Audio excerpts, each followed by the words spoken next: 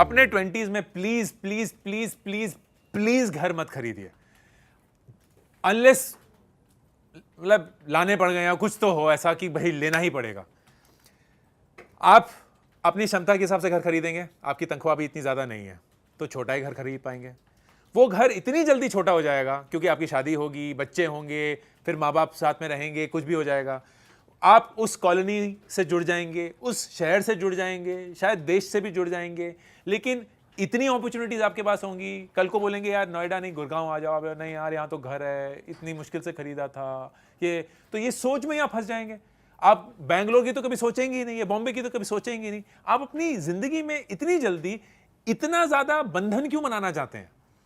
इसका मतलब ये नहीं है कि घर मत खरीदिए। घर होना एक बहुत बहुत बड़ा साइकोलॉजिकल कंफर्ट है, लेकिन उस समय पे खरीदिए जब नंबर एक आपके पास पैसा है उस घर को अच्छे से खरीदने का। ये नहीं है कि 90% लोन लेना पड़ेगा और जिंदगी भर नौकरी करनी पड़ेगी ताकि उस लोन को चुकाएं। नंबर दो, आपको यकीन है कि आप इसी शहर में रहेंगे और ये घर, ये कॉलोनी आपके लिए सबसे बढ़िया है। एंड नंबर तीन, आप वो सिक्योरिटी चाहते हैं क्योंकि फाइनेंशियली क्लियर है कि किराए पे रहना is far more lucrative. NCR की बात करेंगे, रेंटल यील्ड 1 से 2 मैक्सिमम 2.5% है। मतलब अगर 100 रुपए घर की वैल्यू है, आप 1 से 2.5 रुपए सालाना रेंट देते हैं to stay in the house. ये रेंटल यील्ड है और ये बड़ी नहीं हुई है, ये इतनी ही रहती है। यूएस में यही नंबर 6 से 7 8% भी है। तो लोगों का बिल्कुल फाइनेंशियल इंसेंटिव है घर खरीदना। लेकिन हमारे देश में जहां सप्लाई इतनी है, आपको एक आलीशान घर किराए पे उतनी किराए पे मिलेगा जितने का आप ईएमआई एक बहुत छोटे घर का देंगे। आप क्यों बड़ा घर खरीदना चाहते हैं? लेकिन बिल्कुल खरीदिए।